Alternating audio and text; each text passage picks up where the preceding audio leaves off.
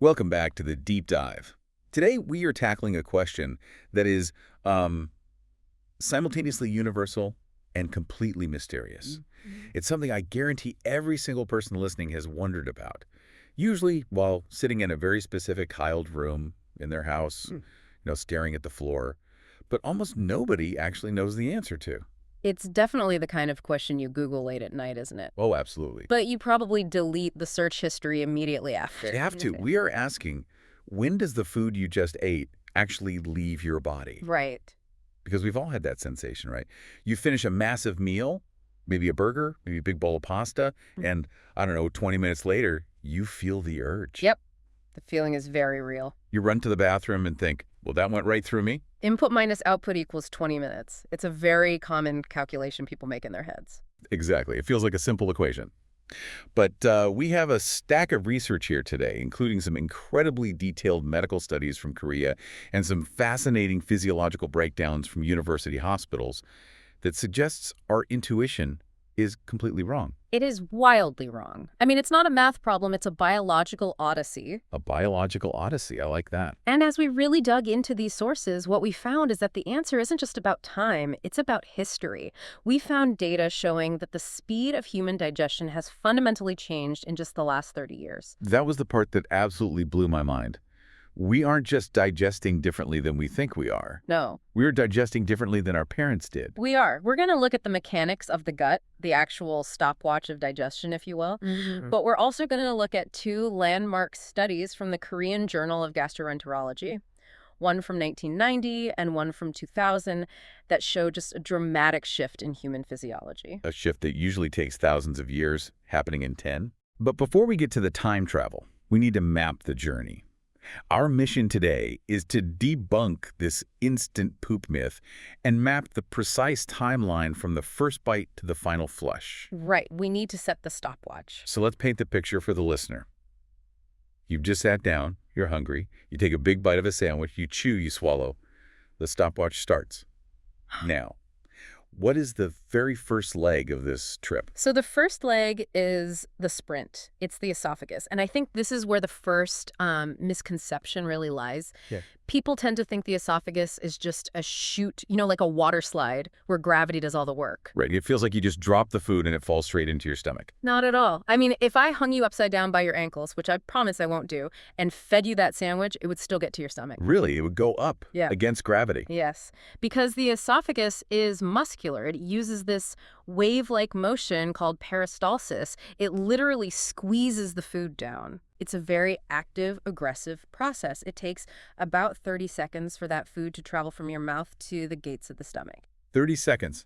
Okay, so that's the only part of this whole process that actually feels fast. It is the only sprint we have. Once that food hits the stomach, the brakes slam on. Okay. Think of the stomach not just as a storage bag, but as a mixing tank. Okay. A really aggressive, acidic cement mixer. And you call this a pit stop. A very long pit stop. The food arrives, and the stomach has to prepare it for the rest of the journey. It mixes the food with gastric juices. We're talking hydrochloric acid and enzymes to turn that solid sandwich into a thick, liquid substance. What's it called? It's called chyme, C-H-Y-M-E. Chyme. Sounds appetizing. It's pretty gross, but it's absolutely necessary. The body can't deal with solid chunks of food further down the line. So it has to be liquefied first. Exactly.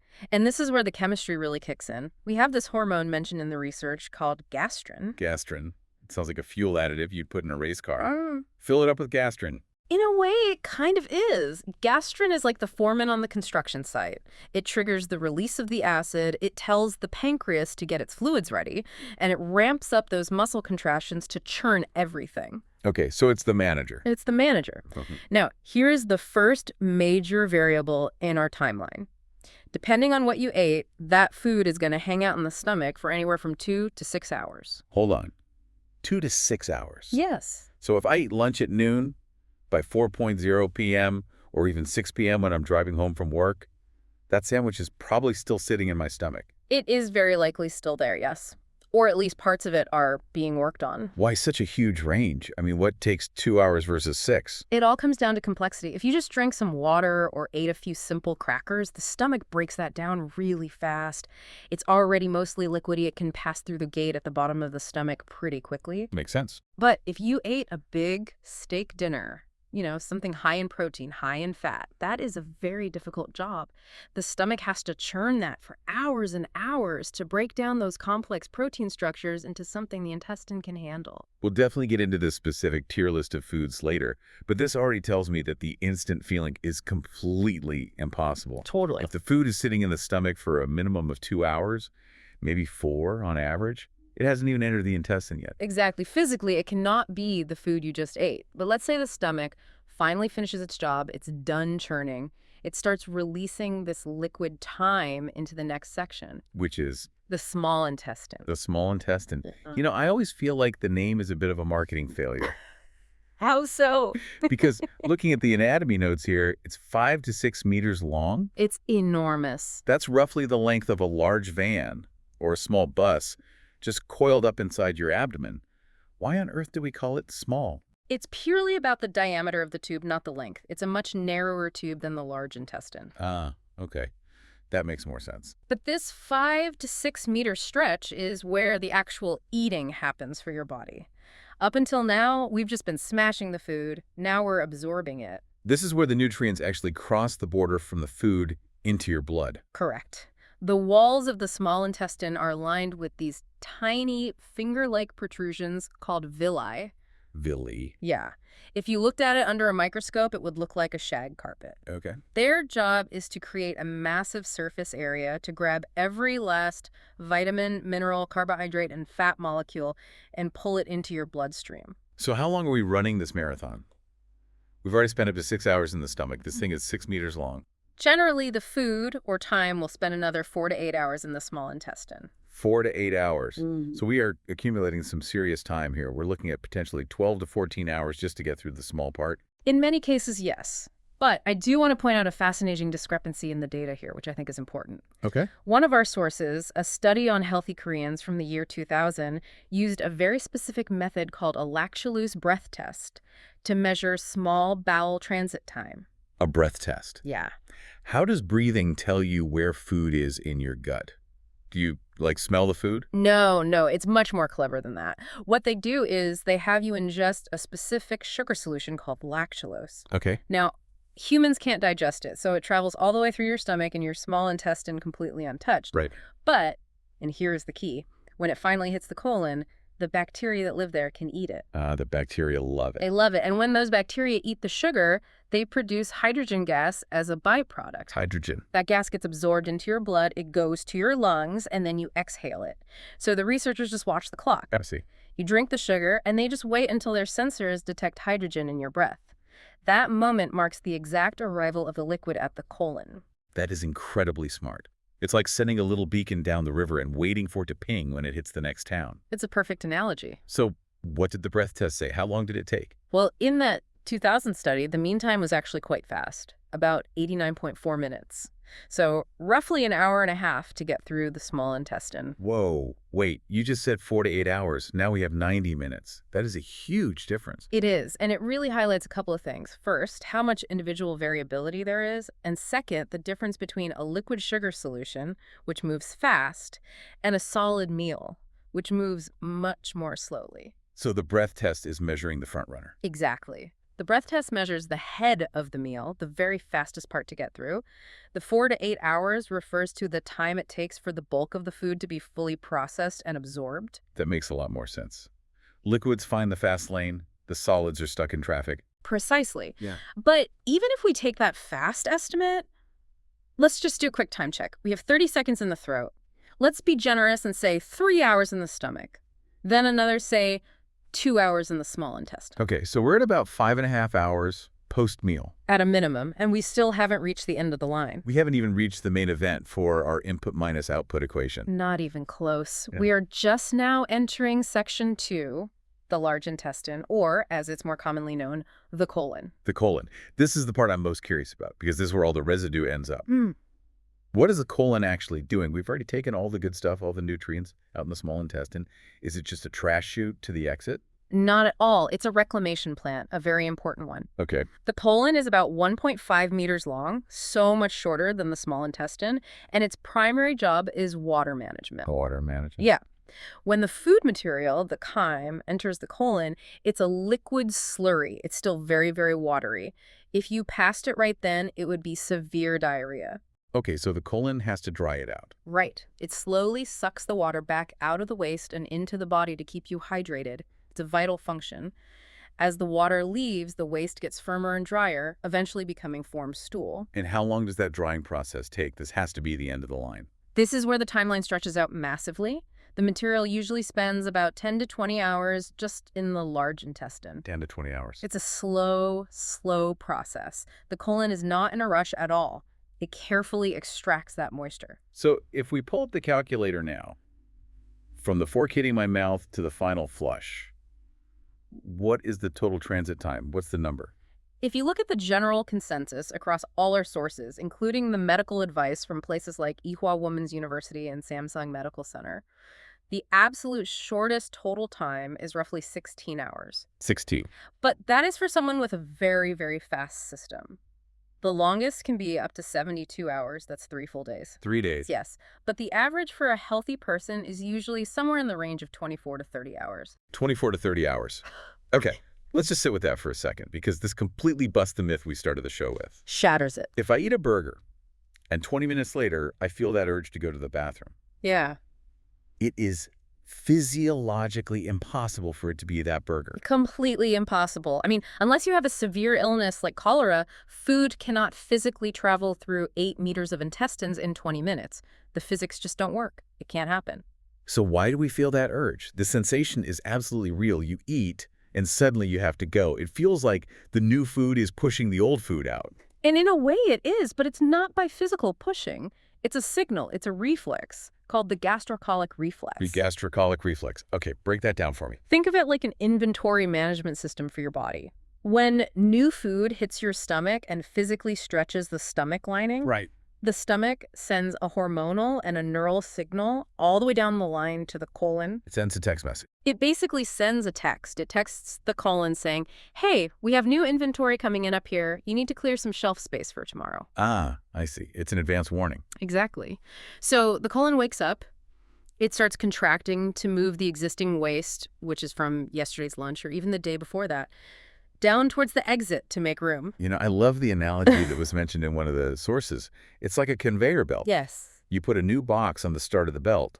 That box doesn't teleport to the end, but the act of putting it on triggers the belt to move, and a box that was already sitting at the very end finally falls off. That is the perfect visualization. The poop you see today is a ghost of meals past. That is a poetic, if slightly disturbing way to put it, ghosts of meals past. Oh, chuckles. Now, we do have to mention an exception here, because the research notes that for some people, this reflex is either broken or hyperactive. Yes, we absolutely have to talk about IBS, irritable bowel syndrome. Because for some people, the urge isn't just a gentle signal, it's an emergency siren. Exactly. If you are someone who truly has diarrhea immediately after eating, I mean, where it's liquid and urgent, or if that gastrocolic reflex is just painfully strong and happens every single time you eat, that can be a sign of IBS. And the stats on this are pretty high. They're huge. It affects about 7 to 15% of the global population. In Korea alone, that's around 1.5 million diagnosed people. That's very common. So what is happening inside an IBS gut?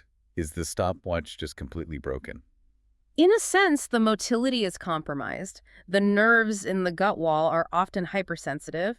So when the stomach sends that normal make room signal, the colon just overreacts. It panics. It panics. It might contract too violently, rushing everything through before it's properly processed or before the water has been reabsorbed. But for the vast majority of listeners, the people who just have a regular, normal urge after a big meal, that is a healthy reflex clearing out yesterday's waste. Okay, so we've established the baseline.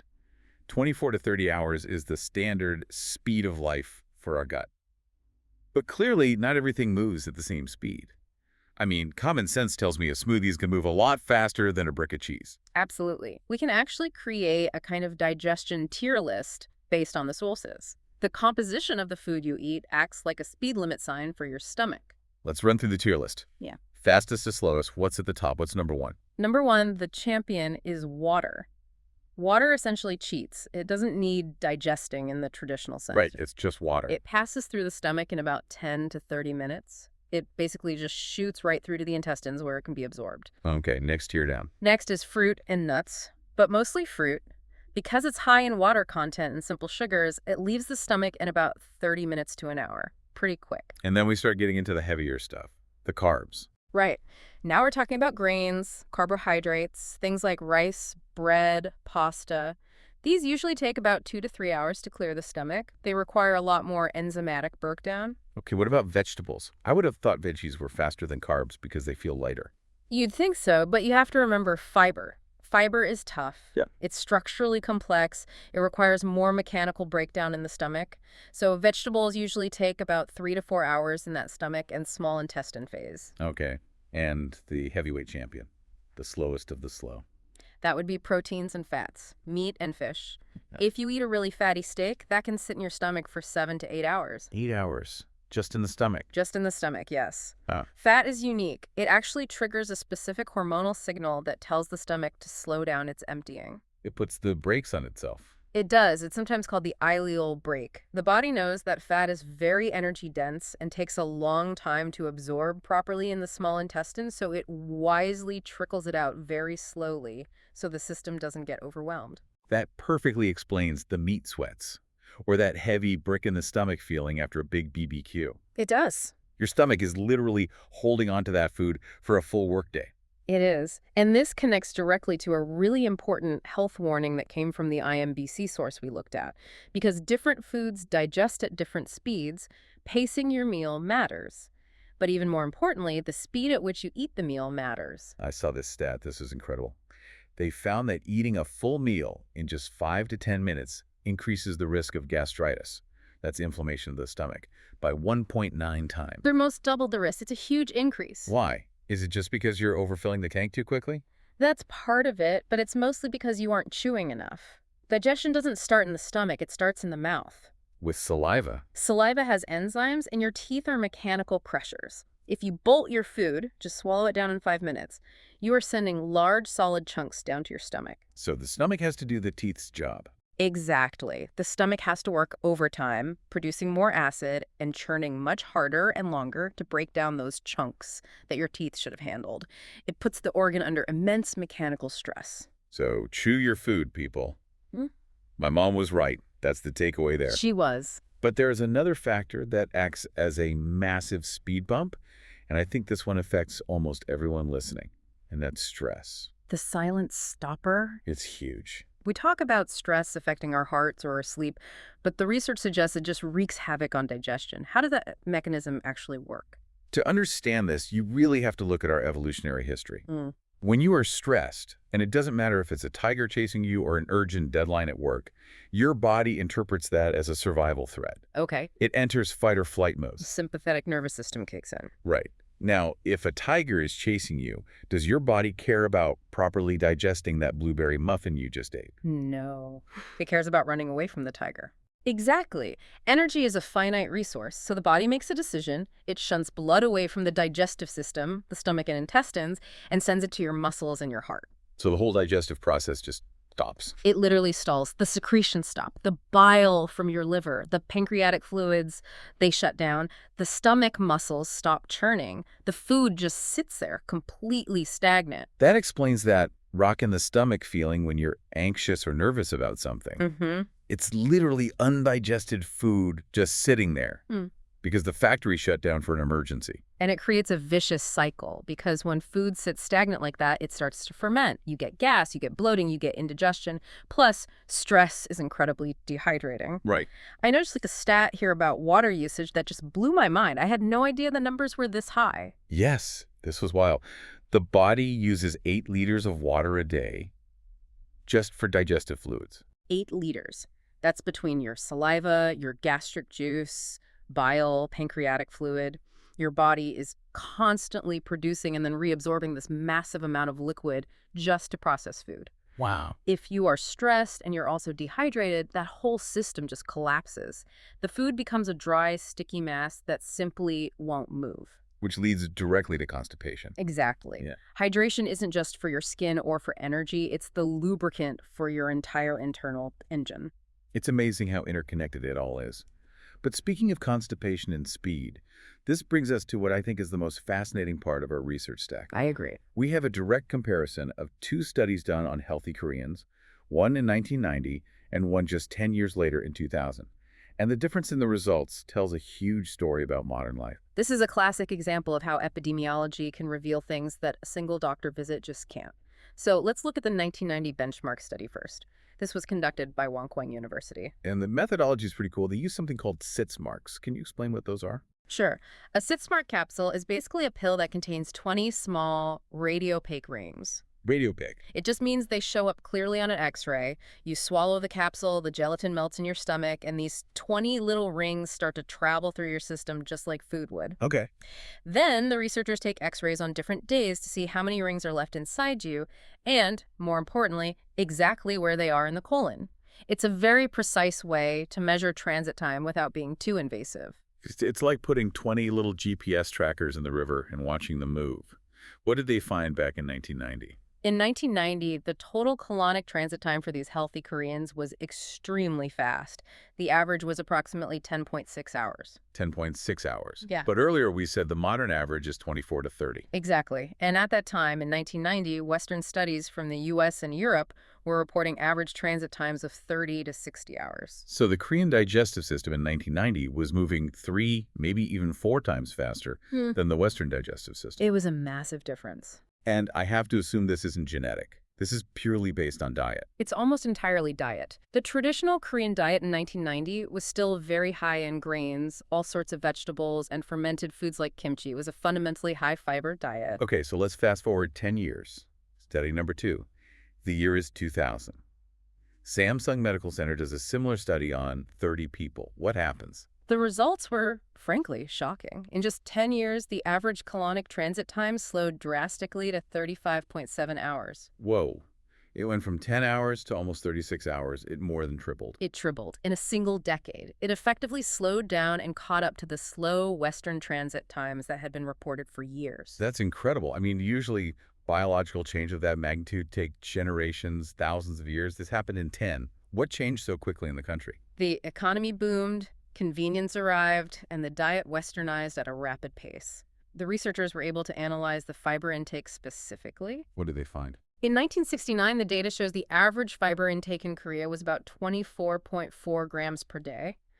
By 1990, it had already dropped to 17 grams, and in the 2000 study group, it was down to 15.2 grams. So as the fiber intake plummeted, the transit time just skyrocketed. Yes, it's an almost perfect inverse correlation, and this really proves that fiber is the engine of the colon. We hear, eat your fiber all the time, but we rarely hear why it's so important. Right. Is it just about creating bulk? It's two things. There's insoluble fiber, which creates the bulk. It literally gives the intestinal muscles something physical to grip and push against. If you eat only processed soft foods, the muscles have nothing to grab onto. I see. Then there's soluble fiber, which absorbs water and keeps things soft and moving smoothly. When you remove both types of fiber and replace them with refined sugars, white flour, and fatty meats, which is exactly what happened with the westernization of the diet, you get what doctors call colonic inertia. Colonic inertia. It sounds like a physics problem. An object at rest stays at rest. It basically means a lazy colon. Without the physical and chemical stimulation of fiber, the colon just doesn't contract as often or as effectively.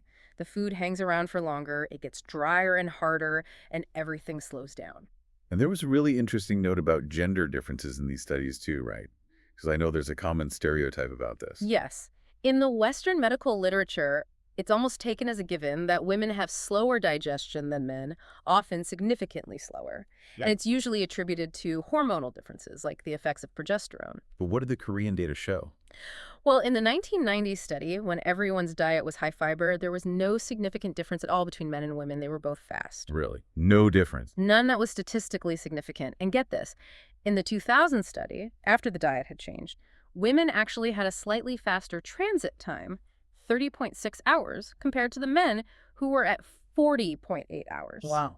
Now, the study knows it wasn't a huge statistical divergence, but it completely contradicts the Western data. That is fascinating. It suggests that the idea of women inherently having slower guts Yeah. might not be the whole story. Exactly. It suggests that diet plays a much, much bigger role than gender biology. If you are eating a high-fiber diet, it seems to even out the playing field. We aren't necessarily biologically destined to be constipated. It's largely about what we are putting in the tank. Before we move to the exit pun intended, Hi. I want to clear up one common confusion that came up in the source material.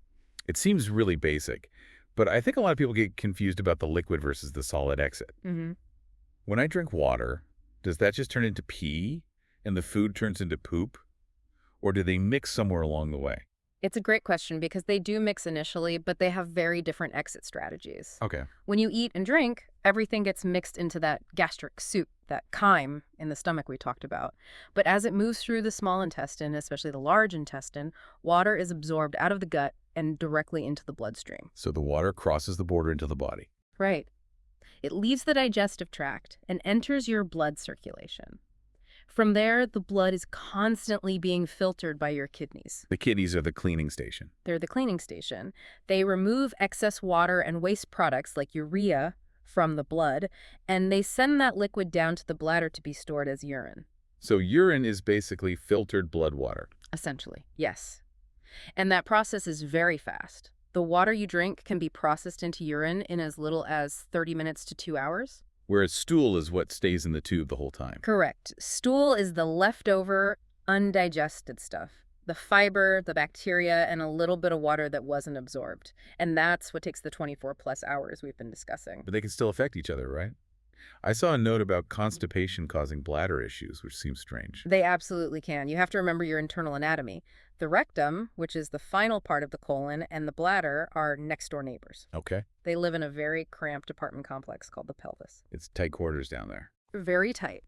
So if the rectum is full of hard, impacted stool, which is what constipation is, it can physically press against the bladder or the urethra, which is the tube that urine comes out of. Oh, wow.